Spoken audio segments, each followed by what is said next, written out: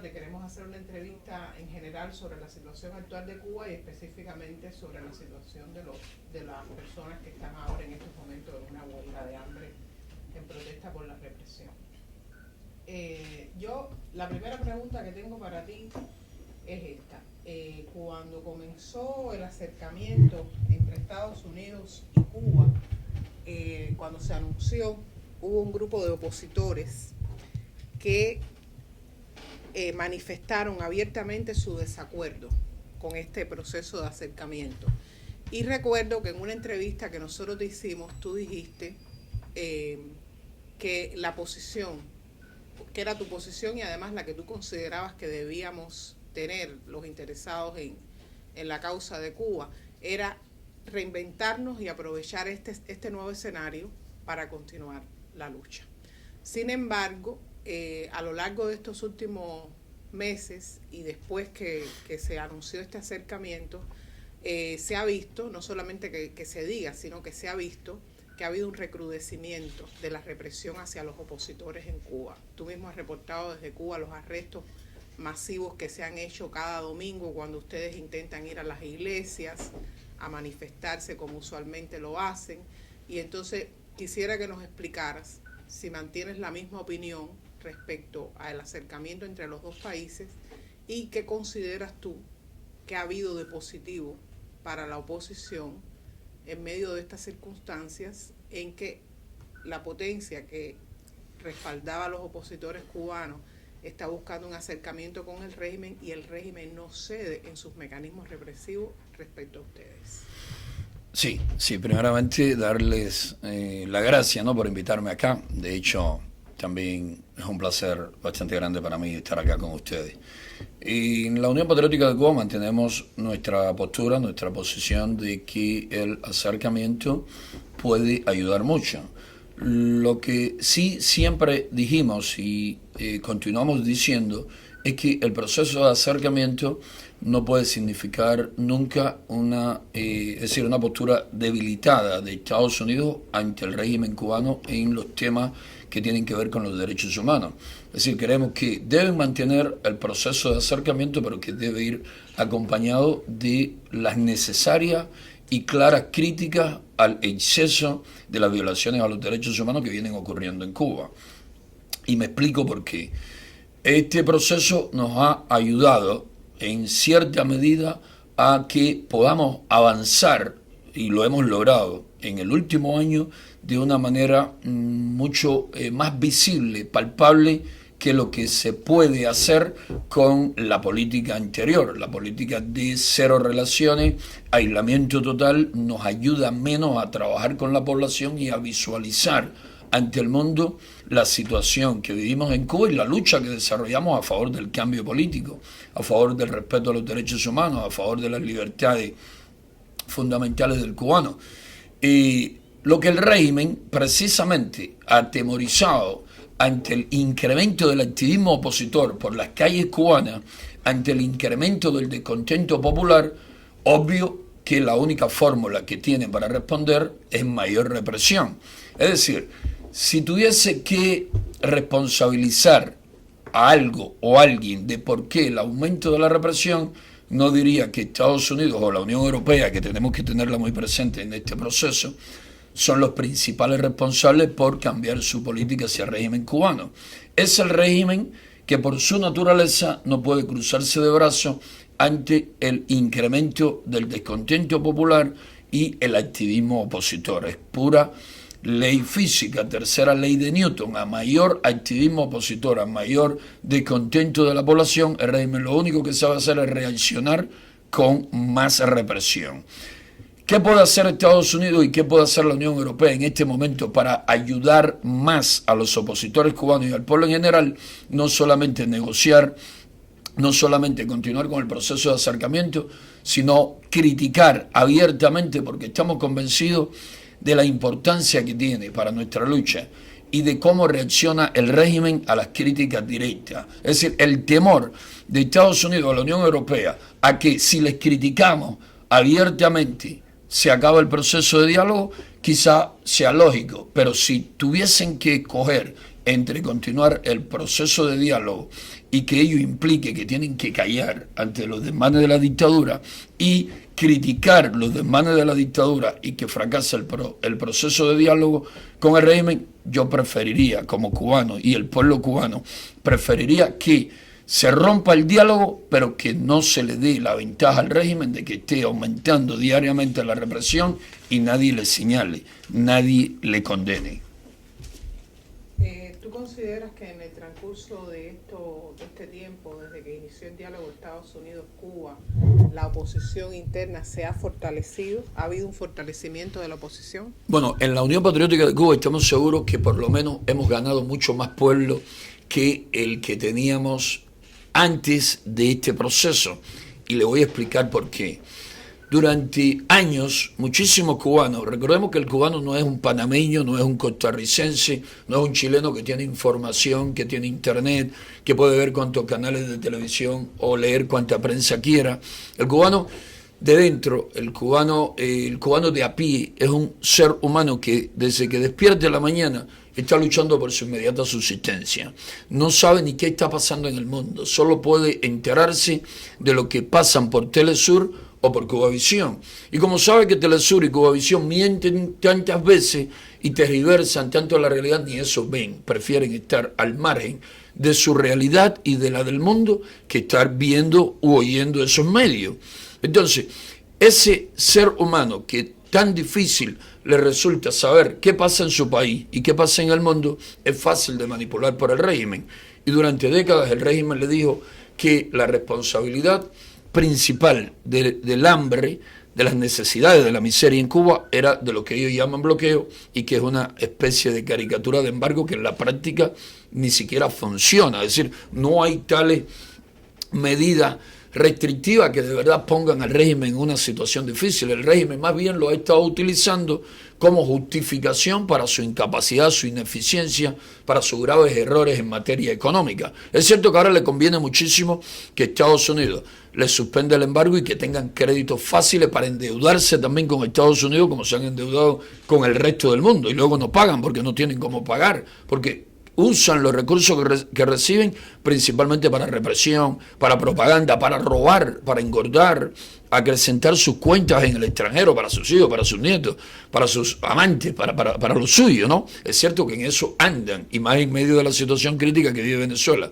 Pero, terminado esa justificación, viendo el pueblo cubano que el presidente de los Estados Unidos va a Cuba y ofrece un discurso conciliador, crítico con la situación de violaciones a los derechos y libertades fundamentales de la persona, pero también un discurso donde explica cómo es que prosperan los pueblos. Los pueblos no prosperan con una economía de corte soviético como la que nos han impuesto. Los pueblos para prosperar necesitan de libertades económicas, de libre mercado.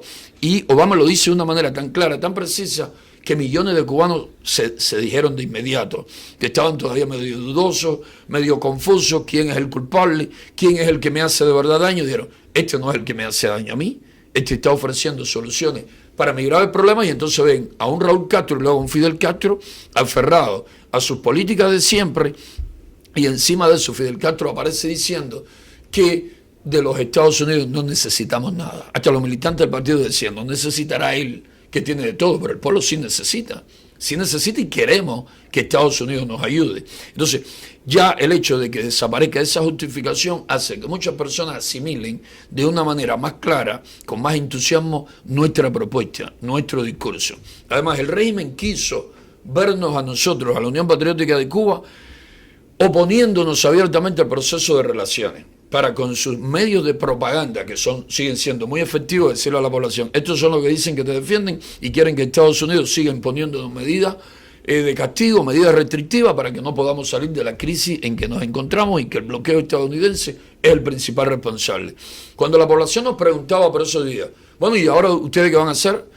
Ustedes deben estar molestos. No, para nada. Nosotros estamos de lo más contentos. Ahora, estamos completamente seguros que vamos a tener más apoyo del exterior y que vamos a conseguir más medios para hacer más efectiva nuestra lucha. Así que despreocúpate que vamos a acelerar nuestro proceso y lo hemos venido acelerando. Hay que ver la cantidad de protestas que están ocurriendo en Cuba y no solamente organizadas por los PACU o por las Damas de Blanco, por otros grupos. Hay que ver la cantidad de personas que están reaccionando espontáneamente y protestando en las calles de Cuba. Algunas veces se filman, se pueden filmar y se ven aquí en canales de televisión, se ven en nuestro canal en los PACU. Pero eso es mínimo, es una muestra mínima de lo que acontece diariamente. Muchísimas protestas, muchísimas reacciones espontáneas de la población en contra de abusos, en contra de medidas arbitrarias, no se filman, no se conocen, pero el régimen sí sabe que están sucediendo. Y como saben que están sucediendo, ¿qué medidas toman? Reprimir con más fuerza para tratar de asustar a la población y que esas protestas no se sigan generalizando. Estamos en un muy buen momento. Y como le dije anteriormente, si Estados Unidos y la Unión Europea no solamente dialogan, sino también presionan, critican abiertamente, condenan abiertamente todo exceso del régimen, nos estarían ayudando muchísimo más a que podamos seguir extendiendo nuestra labor en mejores condiciones. El régimen está tan agresivo que nos están allanando, incluso nos están asaltando hasta guarderías infantiles, proyectos sociales que el régimen sabe que son de vital importancia para no solamente ayudar a la población, sino atraer pueblo a nuestras filas, los están atacando como nunca antes lo habían hecho.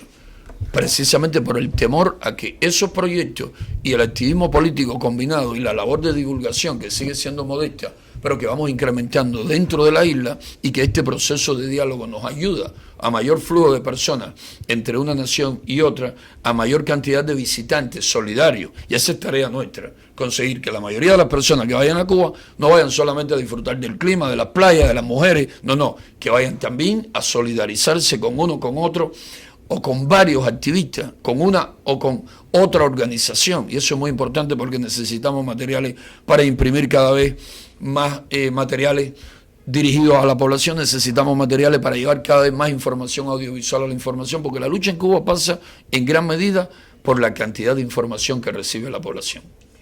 Vale.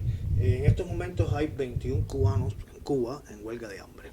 ¿Cuál es la situación actual, la más reciente información que usted pueda tener sobre esa huelga? Sí, en la mañana de hoy pude hablar con los que están en huelga en Santiago de Cuba, con Carlos Amel Oliva Torres y con otro de los huelguistas allí con él. Hay 5 con él, hay 2 en Palmarito de Cauto y hay 4 entre Artemisa y Pinar del Río, que suman 11 miembros de la UNPACU. Y Guillermo Fariñas, que está en el 9º día de su huelga.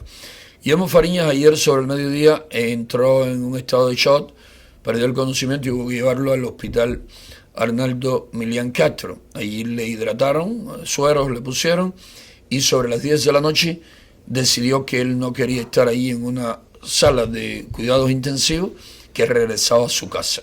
Regresó a su casa y en la mañana cuando llamé estaba durmiendo. Sigue muy delicado. Esto de que lo hidrataron ahora pasa en las próximas horas, vuelve a deshidratarse y habrá que llevarle nuevamente al hospital cuando vuelva a caer en un estado de inconsciencia. En caso de Carlos Amel, me decía que anoche no pudo dormir por el malestar estomacal, la mucha acidez que sentía, los dolores que estaba sintiendo, pero que se sentía con fuerza, con voluntad suficiente para mantener la huelga. Me decía, mira, Lázaro Curbelo Mejía lleva menos tiempo que yo, pero está más delicado, porque ya en una huelga anterior terminó con una fuerte gastritis y está presentando problemas también renales. Está orinando con mucha dificultad, a pesar de que hace esfuerzo por tomar la mayor cantidad de agua posible. Hay un activista que lleva solo 4 días, pero caerá en estado de inconsciencia o en crisis próximamente, se llama Laudelino Rodríguez Mendoza, salió de prisión hace 2 meses y medio aproximadamente, es preso político y está realizando la huelga también de hambre y de sed tipo Fariñas. Los demás huelguistas, exceptuando a Guillermo Fariñas y Laudelino, están tomando agua, lo que les permite durar mucho más tiempo, ¿no?, sin necesidad de cuidados intensivos. Ahora, la huelga de hambre pide el fin de la represión contra la oposición. O sea, es una meta grande. Sin duda. Grande, ¿no? Teniendo en cuenta 57 años de dictadura. ¿cuáles son las perspectivas reales de poder, aunque sea, acercarse a esa meta? Sí, y la represión en Cuba no va a terminar hasta el último suspiro, hasta el último día de la dictadura. Ahora, por experiencia sabemos, y no solamente por la experiencia cubana, sino por otras experiencias con otras dictaduras, que esta huelga, que es un sacrificio bastante fuerte, extremo, para los huelguistas, esta huelga lo que persigue sobre todo es visualizar el problema del incremento de la represión, un incremento bastante fuerte de la represión diariamente en Cuba. Y sobre todo busca también que actores como Estados Unidos y la Unión Europea tomen conciencia de que no basta con ir y dialogar con el régimen, que hay que señalarle, hay que exigirle públicamente que pongan, si no funciona de manera privada, deben de hacerlo públicamente, porque al no hacerlo públicamente, el régimen como que siente, tengo luz verde por parte de las principales potencias del mundo libre para hacer lo que yo quiera. No hay crítica, no hay ningún problema, por lo tanto golpeo, encarcelo, torturo, arresto, robo, allano, hago lo que quiera y no pasa nada. Entonces la huelga busca eso. Como en todo proceso de negociación, se sabe que uno pide lo máximo que necesita. Obvio, en un caso como este, y siendo realista, uno no espera que va a conseguir posiblemente ni siquiera la mitad de lo que está exigiendo. Porque sabemos que el día que el régimen deje de ser represivo, el régimen termina en una semana. Ahí hay 11 millones de cubanos que el día que sepan que no le van a golpear, que no lo van a asfixiar económicamente hasta llevarlo a no tener ni siquiera con qué alimentar su familia, es decir, expulsándolo del centro de trabajo, hostigándolo, persiguiéndolo de mil maneras, que no le van a encarcelar, que no le van a causar problemas, que no le van a hacer la vida imposible, pues esos 11 millones de cubanos terminan poniéndole fin a la dictadura en cuestión de días. Y como el régimen está más claro que nadie, ellos son quienes más informaciones tienen de hasta dónde el descontento. Nosotros mismos, los opositores, por más que indaguemos, encuestemos, averigüemos, no tenemos toda la información que tiene el régimen, que tiene mecanismos de acopiar, de buscar cuál es el verdadero sentir de la población diariamente, y los reportes que le llegan es de que la gente no le soportan, de que la gente donde quiera, en la mesa del dominó, en la casa, en la esquina, en la cola, en la guagua, en el tren, es el día entero criticando, diciendo esto no funciona, esto anda muy mal. Por lo tanto, lo que se espera de esta huelga es que si se tocan conciencias en el exterior y crece el apoyo, la solidaridad exterior hacia los huelguistas, el régimen va a terminar enviando a alguien a hablar con Fariña principalmente y a proponerle que se suspende la huelga, o que por lo menos ya están dando muestras de que han disminuido la represión, y que se suspende la huelga, pues ellos se comprometen a evitar ciertas y determinadas acciones represivas que están ocurriendo en estos momentos. ¿Qué tiempo va a durar su compromiso? Eso va a depender del aumento del activismo. Cuando ellos vean de inmediato que al disminuir las golpizas, que al disminuir la represión, el activismo se sigue desarrollando cada vez más amplio, cada vez más fuerte, pues van a violar su compromiso momentáneo para salir de una situación difícil con los huelguistas y las presiones internacionales que se le pongan, y van a volver a reprimir. ¿Quiénes serán los que llaman la atención nuevamente o de qué manera se haga? Ya veremos cómo suceda, pero es un proceso que obliga constantemente a sacrificios, a esfuerzos supremos, los mayores sacrificios para poder llamar la atención e ir contrarrestando la represión que intenta impedir el crecimiento del activismo prodemocrático por toda la isla. Tú has sido un opositor de los más contestatarios contra el régimen. Te excarcelaron y supongo que igual que al resto te hayan propuesto que te fueras de Cuba y no lo aceptaste. Ahora estás de visita de manera excepcional, como pasó por ejemplo con el doctor Oscar Elías Bisset. Te dejaron salir de Cuba y vas a regresar. Después de todas las declaraciones que has dado a los medios internacionales, después de todo el encuentro que has tenido, los encuentros que has tenido con organizaciones del exilio aquí en Estados Unidos, ¿qué espera que ocurra contigo a tu regreso a Cuba? ¿Qué tú esperas que hagan? Sí, lo que va a ocurrir conmigo al regreso a Cuba va a depender también de cómo estén las cosas en el momento en que yo llegue. Si llego en medio del desarrollo de esta huelga de hambre y de las acciones represivas contra todo el que apoye a los huelguistas, de inmediato, como es lógico, voy a estar participando en las acciones solidarias y voy a estar resultando detenido y hasta golpeado según lo determinen las fuerzas represivas. Eso es casi seguro lo que va a pasar si llego en ese escenario. Ahora, me falta una semana exacta para regresar. Si en esa semana hemos tenido alguna solución para el problema de los huelguistas, va a haber represión contra mí en la medida en que se desarrolle mi activismo que generalmente realizo dentro del país. Mis planes, según como estén las cosas cuando lleguen, son los siguientes. Si sigue la huelga, de inmediato apoyar a los huelguistas. Si la huelga ha terminado, tengo que ir a visitar las diferentes células de la UNPACU, que llevo más de 2 meses y 10 días sin ver. Tengo que ir a ver cómo están, crecimiento, desarrollo de su trabajo, a comprobar cómo ha sido el trabajo en mi ausencia. Tengo que conversar mucho con los coordinadores y eso puede ser que dé un periodo de aparente tranquilidad y que solo tenga detrás de mí constante vigilancia.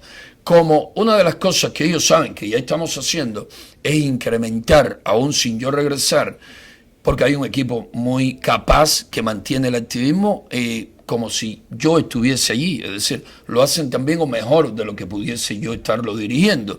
Como saben que se está incrementando todo el activismo social, todos nuestros proyectos sociales van a seguir atacando, van a seguir allanando vivienda y eso, repito, va a depender de los resultados que dé la huelga que actualmente realizan Fariñas, Amel y los demás, y el resultado de esa huelga va a depender del rol que jueguen actores internacionales, la solidaridad exterior. Si la solidaridad exterior resulta, ellos se van a controlar un poco durante una semana, quizás 2 o 3 meses, y vamos a ampliar un poco nuestro trabajo sin dejar de estar siendo vigilados y de reprimir un poco más bajo de lo que está sucediendo ahora. Es decir, hay diferentes escenarios a mi regreso a Cuba. Lo que sí no van a hacer es cruzarse de brazos. Y no solamente yo, tanto Bisset como Iván Hernández Carrillo, Félix Navarro y todo lo que hemos salido. En la medida en que molestemos desde el exterior y también del interior al régimen, el régimen va a estar poniendo en práctica todo tipo de acciones encaminadas a dañar nuestra salud y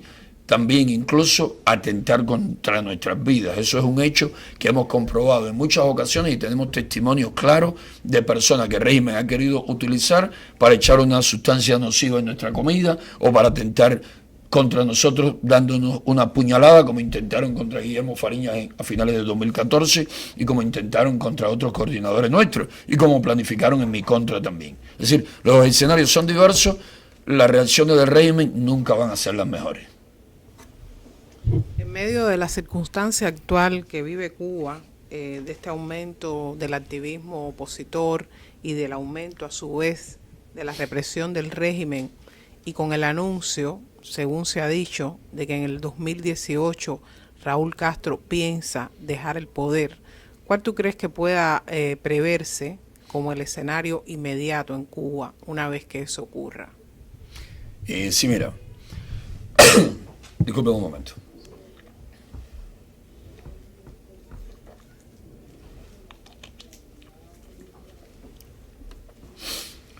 La situación que tenemos en Cuba y lo que pueda pasar va a depender en gran medida de la cantidad de pueblo que los opositores seamos capaces de sumar a la lucha y de la cantidad de presiones que podamos ejercer con ese pueblo.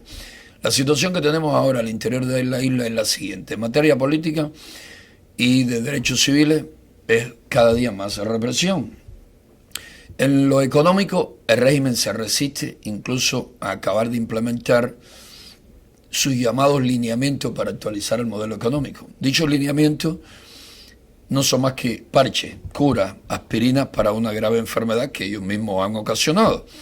Y hasta se resisten a implementar sus propias medicinas deficientes, repito, para tan grave problema.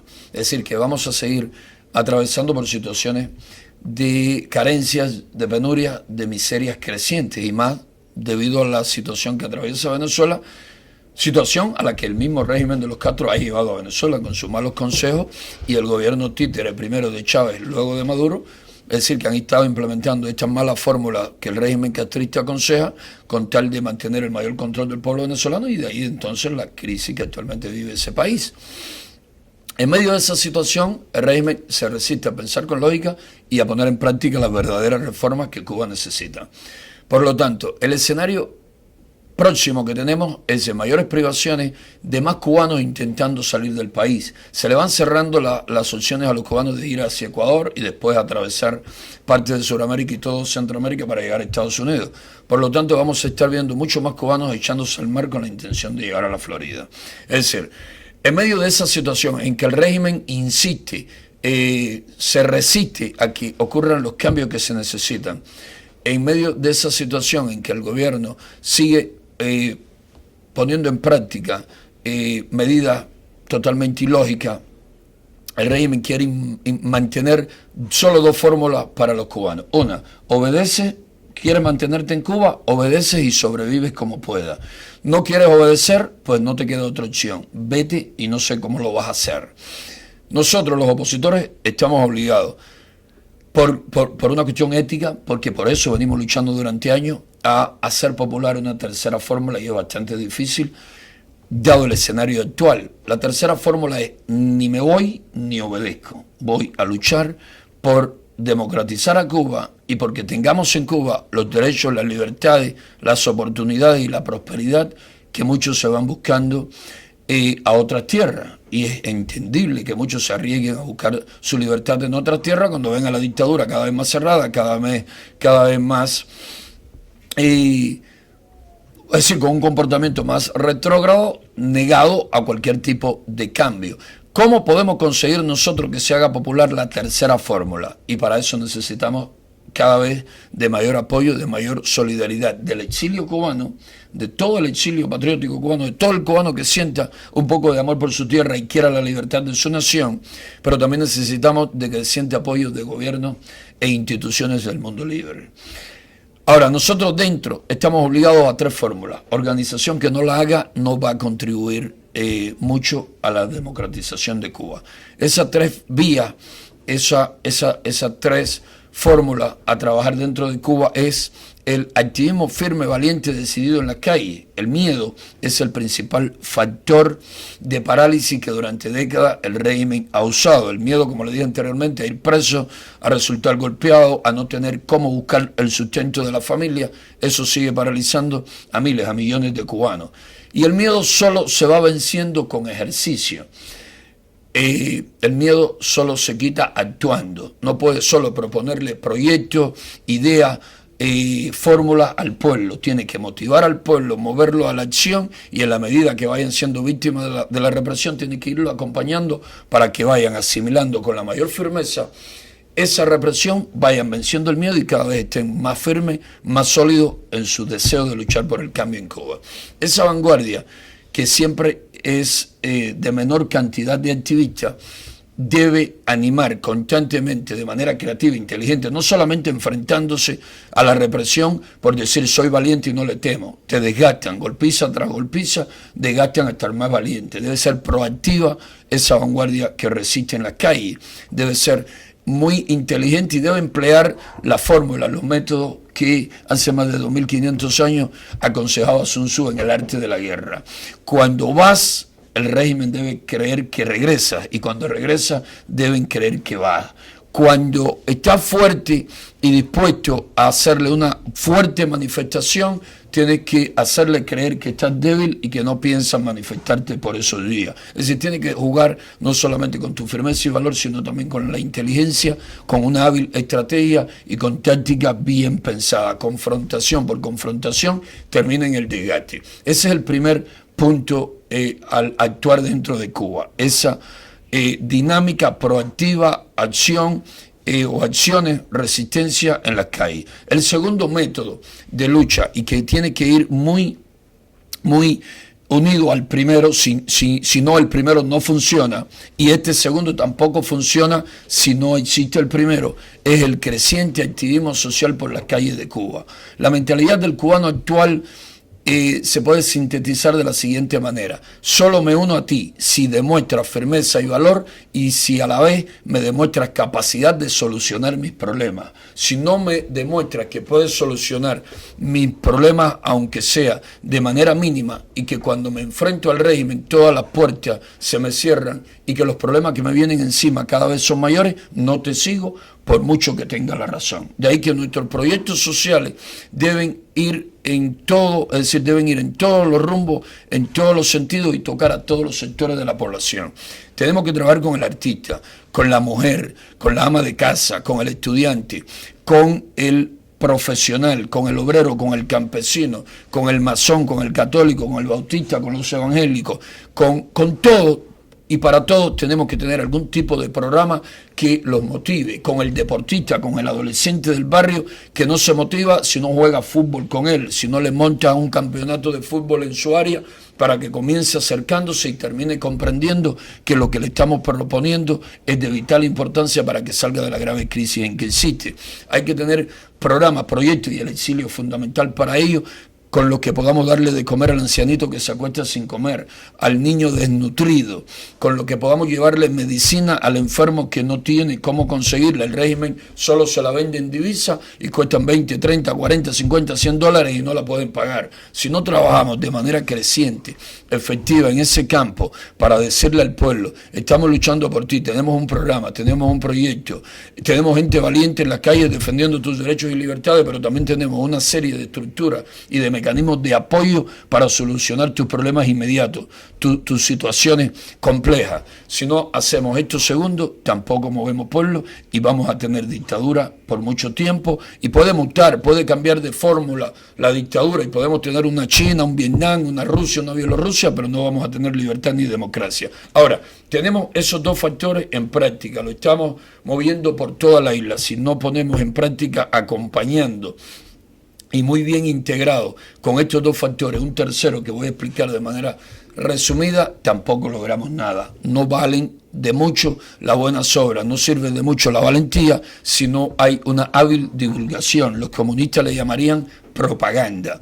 La población cubana no se entera de lo que pasa en 5 calles más allá porque no hay medios de prensa que hablen de ello. Yo estoy acá en Miami, todos los días me entero, cuando veo la televisión, cuando leo el Diario de las Américas, cuando leo otros medios de prensa, qué está pasando en Miami, porque son medios de prensa objetivos que publican de una manera veraz qué acontece en la ciudad. En Cuba eso no sucede. Por lo tanto, nosotros tenemos que tener al interior de la isla nuestros propios medios de divulgación, pero medios de divulgación con fines de ganar políticamente, con fines de democratizar a Cuba, y me voy a explicar por qué digo esto.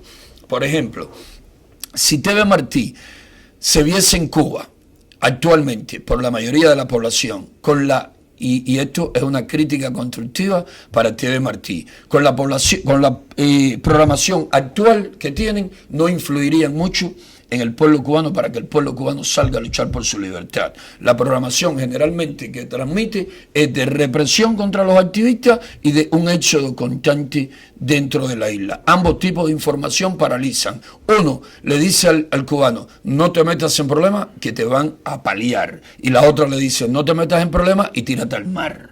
Ese tipo de información no nos ayuda, no anima. Necesitamos, y la UNPACO lo viene haciendo de manera discreta y con el apoyo del exilio, en la medida que el exilio esté dispuesto a ayudar, lo vamos a seguir profundizando. Necesitamos informar, pero informar y animar a la población. ¿Y con qué se anima a la población? Con los muchos proyectos sociales que tenemos, con las muchas acciones que protagonizamos constantemente, que son las que le dicen al cubano, sí se puede marchar por tus derechos y libertades, sí se puede luchar con estos grupos, porque estos grupos se preocupan no solamente si caes preso de denunciar lo que te hacen, sino también de tener el vaso de leche para tu niño, para que no te vuelvas loco en la prisión pensando que tu niño, tu familia se están muriendo de hambre.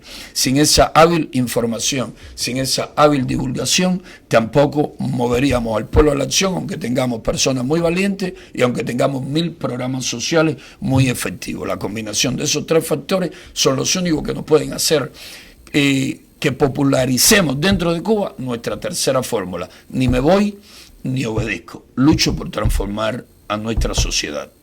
Esa es nuestra tesis y los hechos nos vienen demostrando que no está equivocada. En la medida que la vamos generalizando, cada vez tenemos más activistas, más colaboradores y más personas que simpatizan con nuestra causa. Ahora, en la vigilia se había hablado sobre dentro de una lucha interna con armas o simplemente hacerlo algo pacífico. dado el caso en la historia de ustedes, Fidel Castro, para poder derrocar a Batista, tuvo que entrar con armas. ¿Sería el caso de entrar con armas para poder derrocar a los Castro o es la manera que lo están haciendo en estos momentos? Nosotros estamos convencidos que intentar en los momentos actuales derrocar con armas al régimen sería darle 100 años más de vida a la dictadura.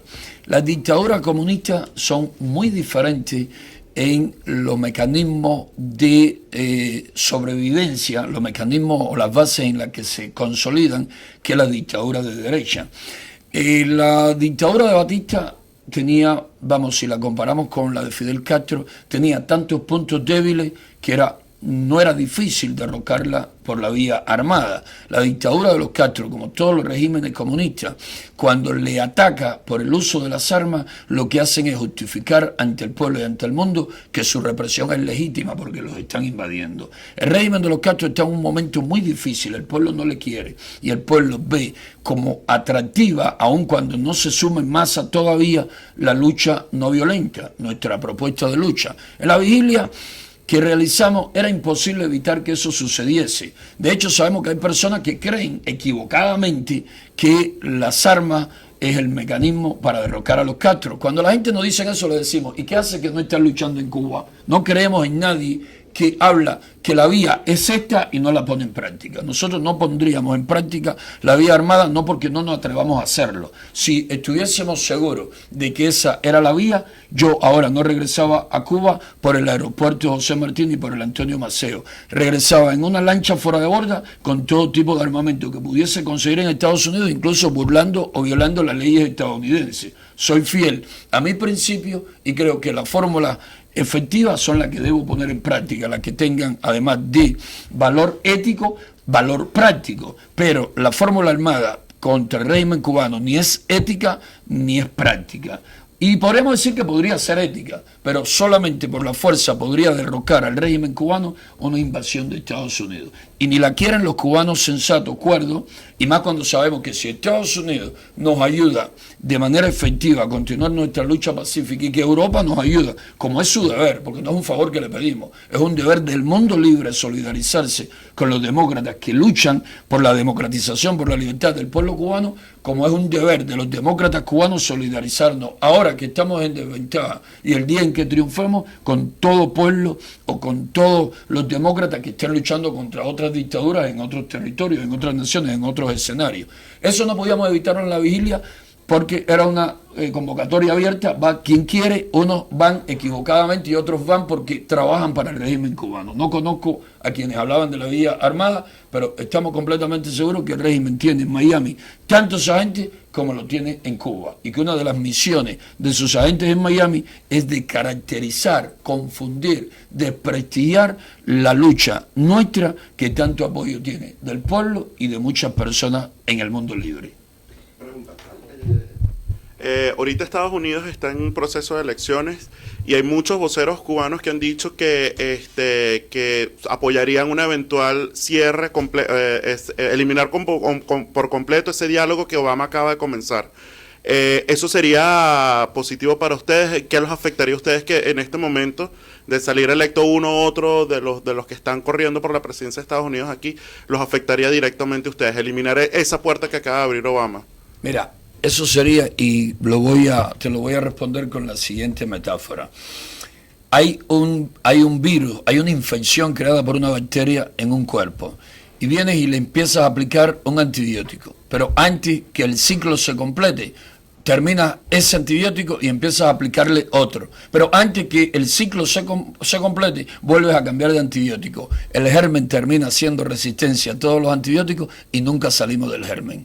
Ese juego de la política estadounidense, de ir en una dirección, luego en otra, luego volver a la anterior y que próximamente o más adelante sea otro el presidente de los Estados Unidos y vuelva a cambiar de dirección, es el mejor favor que se le hace a la dictadura. Nosotros creemos, estamos completamente seguros que la fórmula más efectiva, sea quien sea el que gane la presidencia de los Estados Unidos, que siga siendo solidario, que siga con este proceso que comenzó Obama, pero de una manera más enérgica, más creativa, más proactiva.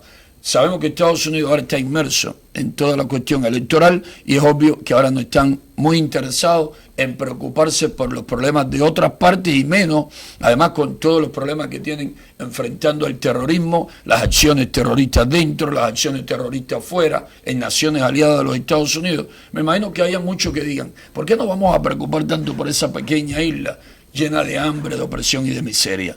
Pues creemos que sí deben preocuparse, como hemos dicho muchas veces, porque de esa pequeña isla han salido malos ejemplos, ha salido dinero, han salido instructores militares para mover guerrillas, para crear problemas, para desestabilizar a otras naciones en el continente americano. Y creemos que el momento actual exige continuar con ese proceso, pero de una manera fuerte, de una manera firme, decidida. Yo continúo el proceso, pero me muevo en la medida que tú te mueves. Y te critico, te condeno en la medida en que te portes bien o te portes mal. Es nuestra modesta opinión. ¿Cómo fue esa recepción de cuando Obama estuvo allá, ese discurso que dijo Obama, que eso mismo que tú dices, el cubano está bloqueado de todo tipo de información y ahora tuvo la oportunidad de ver a un presidente de Estados Unidos que siempre fue catalogado de enemigo, decirle al pueblo que ustedes pueden soñar, pueden hacer todo lo que ustedes quieran? ¿Cómo recibió el cubano ese mensaje? Lo recibió de una manera muy positiva, muchos incluso asombrados, oyendo al presidente de los Estados Unidos hablando por la televisión que controla el régimen, que se pagan con los esfuerzos, con el sudor del pueblo explotado, del pueblo trabajador, pero que el régimen la usa solo para su conveniencia. Y el régimen se vio obligado a que Obama, es decir, a permitir que Obama transmitiese, o el discurso de Obama se transmitiese por la televisión, y muchísimas personas lo asimilaron de tal manera, o de una manera tan positiva, que al día siguiente los comentarios eran por donde quiera. Estuvo muy bien, eso está bien dicho, es verdad que eso es lo que necesitamos, y la crítica por todas partes contra Raúl Castro. Y algo que no hemos mencionado, que tuvo un impacto enorme dentro de Cuba, fue aquello de Barack Obama aparecer en muchos hogares cubanos en dos contactos, uno telefónico, el otro personal, con el humorista Luis Silva en su personaje de Pánfilo. Hay una anécdota que se repitió con diferencia en muchos pueblos de Cuba, y era que gente, incluso a mí me lo dice un psicólogo, me dice, oye, genial la idea de Obama, ¿cómo es posible que a Raúl o a Fidel nunca se le ocurrió hacer algo así para resultar, menos pesado, así me digo textualmente, ante el pueblo, para que resultasen, más, humanos, agradables? Y dice otro psicólogo que está al lado de él, bueno, nunca lo hicieron y ahora no lo pueden hacer porque harían el peor de los ridículos y ahora lo hacen imitando a Obama. Es decir, todos esos acontecimientos, todo lo que ocurrió por esos días, dejó muy mal parado el régimen. Ahora, ¿dónde está el problema con esto? En que acciones como la que protagonizó Obama en Cuba debían repetirse muy a menudo. Para el ser humano es como que estemos hablando ahora de un cuarto bate que dio un jonrón decisivo en un juego de béisbol. Cuando siga ponchándose o termine out muchas veces, en próximo juego termina todo el mundo olvidándose de aquella hazaña. Al Obama hacer eso, pero no ha ido más nadie allá. Fue primero que Obama, François Hollande. No hizo nada que valiese la pena. Por lo tanto, no impactó en la población. Vieron un hombre que viene, un presidente francés que viene, no resulta solidario, más bien parece cómplice de la dictadura y la gente dice, estamos solos. Los franceses no les interesa nuestro dolor, nuestro sufrimiento. Pero entonces venga, un Barack Obama solidario, por unos días tienen eso como algo muy positivo, muy importante, que anima a mucha gente, pero van pasando los días y la miseria, el hambre, la opresión hace que se olvide esa visita. Entonces lo que está faltando es que el próximo presidente de los Estados Unidos, sea republicano o demócrata, diga, voy a Cuba y voy a decir o voy a pronunciar un discurso aún más directo y fuerte que el de Obama, pero voy a hacer otras cosas. Obama se reunió con 13 opositores, voy a invitar 200 a tal o más cual reunión. Y cuando vaya al juego de béisbol que voy a ir, le voy a decir a Raúl Castro, quiero invitar al juego de béisbol a gente de la Iglesia Católica, de tal, y no estoy dictando lo que debe hacer un presidente estadounidense, estoy diciendo lo que resultaría positivo para los demócratas cubanos y el pueblo en general, pero que no sean solamente políticos estadounidenses. Lo positivo sería que, por ejemplo, lo hiciese ahora el argentino Macri o intentase hacerlo, o lo hiciese, no sé, el presidente de Costa Rica. Obvio, no voy a hablar del de Ecuador, del de Nicaragua, del de Venezuela, que son aliados, discípulos del régimen castrista, de los hermanos Castro. Pero debían hacerlo también los españoles, Mariano Rajoy, por ejemplo, no hacer lo que ha hecho su ministro de Exteriores, que ha ido a Cuba y ni siquiera se ha reunido con la oposición, porque Rajoy me le dice, no, si te reúnes no quiero que venga. Y muchos dirían, como me han dicho, sí, pero es que si le decimos que queremos hacer eso, entonces no hay visita. Yo estoy seguro que como está la situación económica del régimen, si Estados Unidos, Unión Europea y Canadá se ponen de acuerdo y dicen, vamos, pero queremos hacer esto y decir esto porque es nuestro derecho y porque ustedes lo hacen cuando visitan nuestros países. Los representantes del régimen cubano se reúnen aquí en Estados Unidos con quien quieren y lo hacen en Europa con quien quieren y forman lío y promueven acciones de protesta y promueven grupos de solidaridad que paga la embajada cubana con la dictadura y nadie le prohíbe hacer nada de eso. Por lo tanto, tienen todo el derecho a hacerlo y sería muy positivo, muy solidario que lo hiciesen. Si eso ocurriese constantemente, entonces sí podríamos decir de verdad que los procesos de acercamiento, de diálogo, de relaciones con el régimen cubano le imprimen al proceso de democratización tal energía, tal ritmo, que estamos bastante cerca de la libertad del pueblo cubano, porque el pueblo luchando desde dentro y el mundo siendo solidario, entonces estaríamos llegando a la solución del grave y viejo problema de nuestra nación. ¿Qué mensaje le quieres dejar al exilio a partir de lo que has visto y lo que has podido palpar aquí en los días que has estado compartiendo con las diferentes organizaciones? Mira, he visto acá personas muy patriotas, muchísimos buenos patriotas. He visto también acá, he conversado con personas acá que además de buenos patriotas, son muy inteligentes, están muy bien informados y saben cuál es la medicina que se necesita para curar esa grave enfermedad que tenemos en Cuba. Pero también hemos visto muchos que son muy buenos patriotas, pero son como el totalmente ignorante a la medicina, que en vez de aplicar la medicina correcta, por ejemplo, quiere calmar una infección con un té de albahaca o con santería. Nosotros respetamos todas las ideas, todas las creencias, pero nos gusta admirar públicamente, expresar nuestro apoyo, nuestra gratitud a quienes, además de ser patriotas, son efectivos. Y al exilio cubano le digo, en sus manos está acá, no solamente entre los que más recursos tienen, sino incluso entre los más pobres, no solamente buscar la fórmula para tener un discurso claro, contundente hacia la represión del régimen cubano, a favor de quienes luchamos dentro de Cuba por la libertad y de la democracia. Están también en sus manos las posibilidades de que los que están dentro luchando por la libertad y de la democracia, por el respeto a los derechos humanos y la prosperidad de la nación, contemos con los recursos necesarios, y lo estoy diciendo abiertamente porque por estos días he tenido fuertes debates con unos y otros, incluso con un defensor del régimen aquí, un individuo que es un vocero de la dictadura en Estados Unidos, es Edmundo García, que me decía, no, porque ustedes reciben dinero del gobierno de los Estados Unidos y por eso son unos mercenarios, y ustedes reciben dinero de terroristas en los Estados Unidos, por lo tanto ustedes promueven o son cómplices del terrorismo contra Cuba.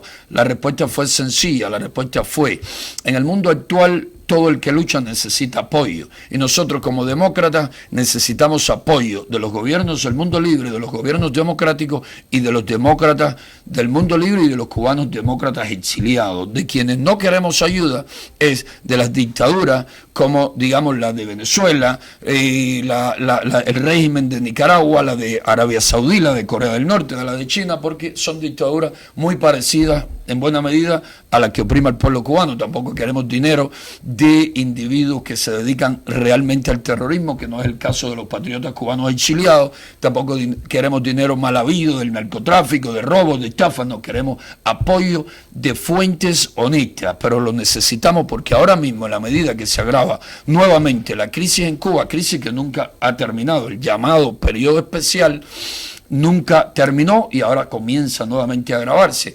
Necesitamos, para poder seguir ampliando nuestra lucha en Cuba, de poder contar con recursos para darle comida a la familia que lucha, para que no se nos muera de hambre en la primera fila de la batalla. Necesitamos recursos para tener una lámpara que se recargue con energía solar, que podemos llevar desde los Estados Unidos para la familia del opositor que tiene un niño recién nacido y cuando venga el apagón a las 3 de la mañana no tiene ni cómo darle la leche al niño cuando grite, cuando llore. Necesitamos necesitamos recursos para poder llevar medicina a Cuba y para poder tener un par de zapatos para el activista, y no estamos diciendo que vamos a vestir o vamos a ayudar a un perezoso que quiere vivir de ayuda del exilio. Estamos hablando de apoyar con un par de zapatos a un activista que en una manifestación los órganos represivos saben lo difícil que resulta comprar un par de zapatos en Cuba. Es más difícil que para ustedes comprar un auto del año.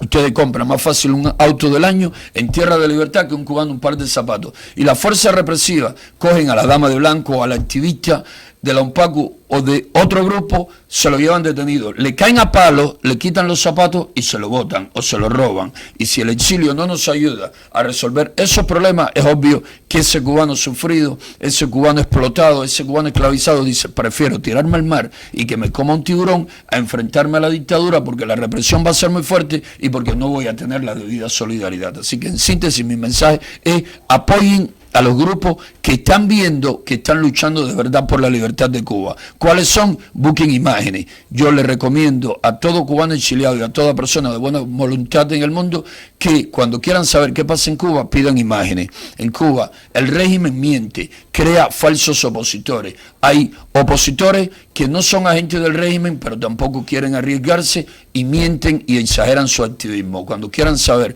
quién trabaja por la libertad y la democracia de manera seria, sacrificada y comprometida, pidan videos, ni siquiera fotos. Las fotos se falsifican y en Cuba tenemos expertos en Photoshop. Pidan videos donde puedan ver quién de verdad está trabajando con el pueblo, quién de verdad suma pueblo a la causa y apoyen material y espiritual y políticamente a esos grupos, y vamos a tener la libertad mucho más pronto de lo que algunos creen. No puedo terminar sin hacerle esta pregunta. Durante los primeros años, y me voy a montar hace 30, 40 años atrás, principio, ¿no? Durante los primeros años la Iglesia Católica fue refugio y partido de oposición. Después, sobre todo con la llegada del arzobispo, que ahora no recuerdo, Jaime Ortega Alamino, la situación cambió con respecto a la iglesia, se movió un poco más hacia el centro de la neutralidad aparentemente, y ha recibido críticas en el exilio cubano aquí en Miami enormes, ¿no? De que sencillamente la iglesia se movió al lado del régimen cubano. Actualmente ustedes como movimientos de oposición, ¿cómo son las relaciones de ustedes con la iglesia? ¿Cómo la iglesia los está mirando actualmente ustedes, sobre todo después del cambio de arzobispo que hubo en La Habana? Sí, la situación con la iglesia cubana en la actualidad es bastante compleja. Siempre he sido un admirador del trabajo de la iglesia en Cuba, siempre he respetado, trabajé muchísimo con la iglesia, di catequesis a niños, a jóvenes, a adultos, estuve estudiando teología, tengo muy buenas relaciones con sacerdotes y con uno que otro obispo, y me duele tener que decir esto, pero la verdad es la verdad y hay que decirla. La iglesia, por cuidar unos mínimos espacios que el régimen le ha permitido, ha dejado de ser buena samaritana. La iglesia ya no critica, no llama la atención como lo hizo durante muchos años sobre los excesos y abusos del régimen. La iglesia está como que un poco muy fuera de la realidad actual que tenemos en el país. Han asumido, y es la situación que tenemos al día de hoy, una postura como aquella de tiempos de la Guerra Fría, cuando Pablo VI, cuando el Vaticano prefirió, y fue muy inteligente en esos momentos, aquello de salvar lo que puede ser salvado. La iglesia no se da cuenta que el régimen está en un muy mal momento, que ahora es un león que todavía es peligroso, que da zarpazos, que muerde, pero es un león enfermo, es un león cada vez más débil, y entonces la iglesia ha asumido una postura que debió haber sido o hubiese sido más inteligente que la asumiesen cuando el régimen era mucho más poderoso y contaba con el apoyo del bloque soviético, contaba con el apoyo de los misiles nucleares soviéticos que le decían a Estados Unidos y a todo el mundo libre: el régimen cubano hace lo que le da la gana, como lo hacemos nosotros en Europa Oriental, y no se metan que no vamos a cambiar.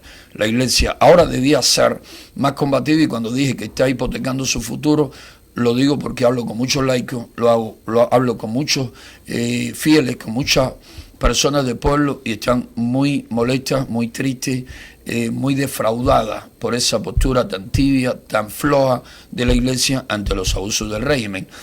En el 2011, 2012 todavía oíamos a un arzobispo de Santiago de Cuba diciendo públicamente que estaban preocupados por el exceso de violencia y las detenciones arbitrarias contra activistas de la oposición. Hemos visto al día de hoy que pase lo que pase, no se pronuncian. Y cuando hablas con ellos, te tocas a muchos sacerdotes incluso que están bastante tristes por lo que está pasando en estos momentos y por la postura de la dirección de la Iglesia, de la jerarquía de la Iglesia Católica en Cuba.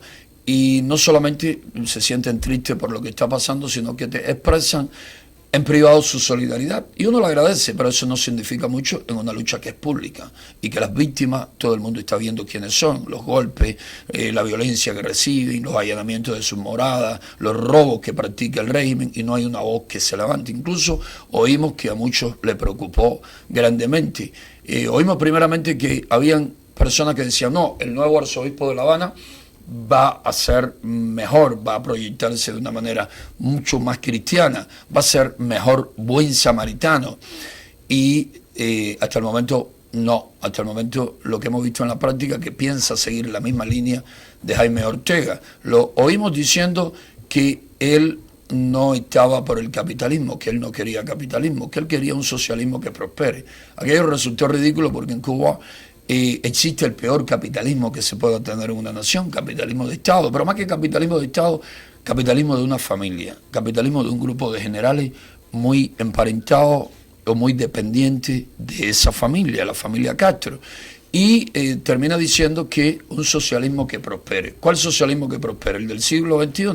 El de Venezuela, que en menos de 20 años llevó a Venezuela de una situación próspera, con dificultades, como lo han tenido todos nuestros pueblos en Latinoamérica, pero próspera aún, y la ha llevado aún con su petróleo a la peor crisis, a la peor miseria de su historia. Y eso desalienta y entristece a fieles y al pueblo en general. Hay que seguir insistiendo, hay que seguir hablando, y además los hechos en un momento dado van a obligar a la Iglesia a replantearse su postura o a terminar quedando en una posición peor que la de la Iglesia en tiempos de la lucha por la independencia de Cuba, cuando la Iglesia estaba bien alineada con la metrópoli española. Usted mencionó anteriormente, mencionó que la Iglesia podría estar hipotecando su futuro. O sea, que quiere decir eso cuando regrese la democracia a Cuba, que el pueblo le pueda pasar factura, por ejemplo, como ha sucedido en otros países, como en España, que cada día hay menos católicos. Exactamente, exactamente. Cuando lleguemos a la democracia, y aún hoy católicos que están molestos, están tristes con esa postura, vean, escuchen, sepan incluso hasta dónde los mecanismos de control, de represión y hasta de chantaje, cuando se abran los expedientes, los archivos de la policía política del régimen cubano, yo no pienso tocarme menos de 20 o 30 sacerdotes que cooperen con el régimen, y no pienso tocarme menos de 2 o 3 obispos que de una u otra manera estén cooperando con el régimen ahora. Y creer lo contrario sería resultar iluso. En la Polonia católica, muy católica, mucho más católica que Cuba, vimos cuántos sacerdotes cooperaban por presión, por chantaje con la dictadura comunista que allí vivieron los polacos. En Cuba vamos a ver eso, como también nosotros conocemos actualmente de muchos laicos, de muchos fieles que cooperan con la dictadura, y no solamente la Iglesia católica, en las iglesias protestantes o evangélicas también sabemos de muchos casos que cooperan, que colaboran con el régimen. No solamente esto del llamado consejo, que participan del llamado Consejo de Iglesias de Cuba, no solamente Raúl Suárez, no solamente Marichalo, el otro, no, otros que parecen que no y están cooperando. Cuando eso se sepa, entonces viene una mayor desilusión, un mayor desencanto, y eso es a lo que me refiero cuando digo que están hipotecando su futuro. No solamente se están haciendo un favor al día de hoy, porque además es un deber de todo cristiano. Los evangelios hablan por sí solos.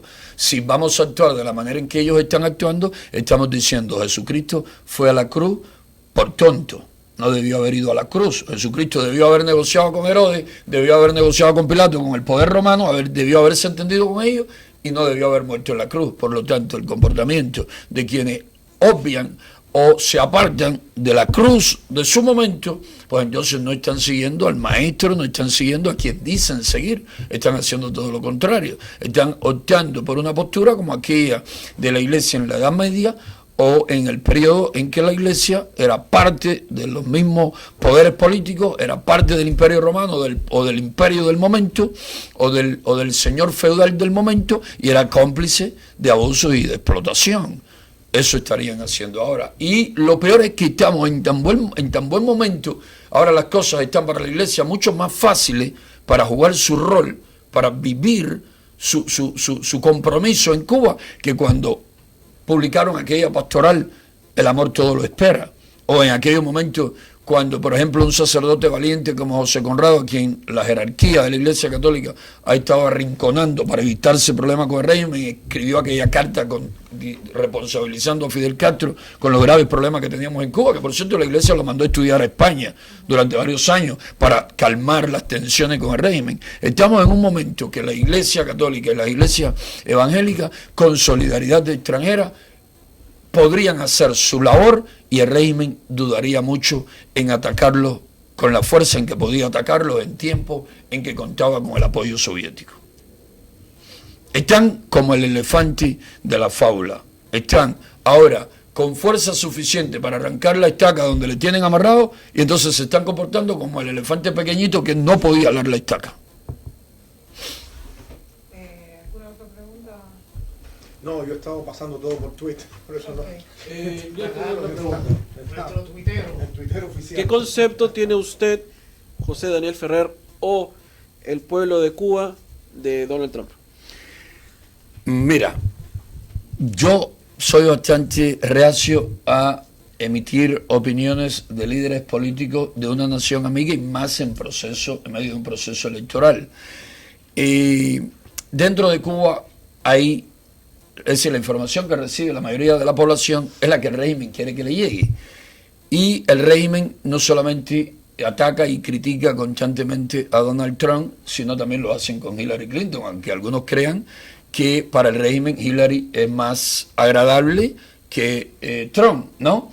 Es decir, que lo que piensa el pueblo cubano tiene que ver mucho con la información que recibe, pero en la medida que va conociendo el pueblo cubano a cada candidato según informaciones o fuentes alternativas, te diría que en Cuba hay muchos que simpatizan con Trump y otros que creen que Trump es horrible. Y no te estoy dando mi opinión. La mía la diré después de las elecciones. José Daniel, te queremos agradecer que hayas venido, que compartas este tiempo con nosotros, muy valioso y muy valiosas tus opiniones, porque bueno, representas a un sector importante de la oposición en Cuba, de lo cual nosotros nos mantenemos muy al tanto. Muchísimas gracias a ustedes. Muchísimas gracias.